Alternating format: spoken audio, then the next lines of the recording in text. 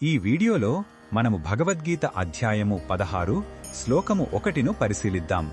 ఈ అధ్యాయంలో శ్రీకృష్ణుడు దైవీ మరియు అసుర స్వభావాల గురించి వివరిస్తాడు. ఇక్కడ దైవ సంపదతో పుట్టిన వారి లక్షణాలు ఎలా ఉంటాయో చెప్పడం ప్రారంభిస్తున్నాడు.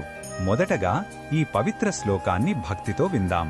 శ్రీ భగవానువాచ అభయం సత్వ సంశుద్ధిర్ జ్ఞాన యోగ వ్యవస్థితిః దానం దమశ్చ యజ్ఞశ్చ స్వాధ్యాయస్తప ఆర్జవం.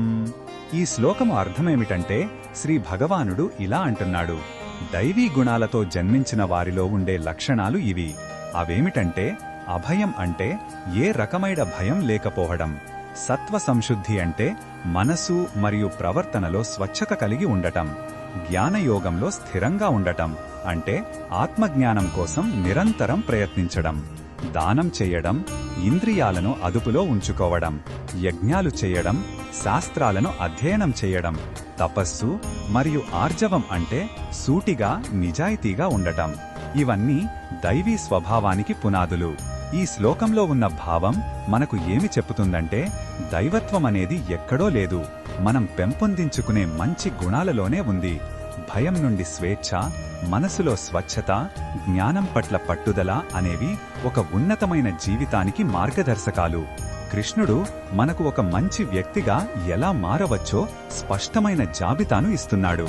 ఇది మన అంతర్గత స్వభావాన్ని శుద్ధి చేసుకునే ప్రక్రియ. ఈ బోధనను మన దైనందిన జీవితంలో ఎలా ఉపయోగించుకోవచ్చంటే మనకు ఎదురయ్యే సమస్యలను చూసి భయపడకుండా ధైర్యంగా ఎదుర్కోవాలి.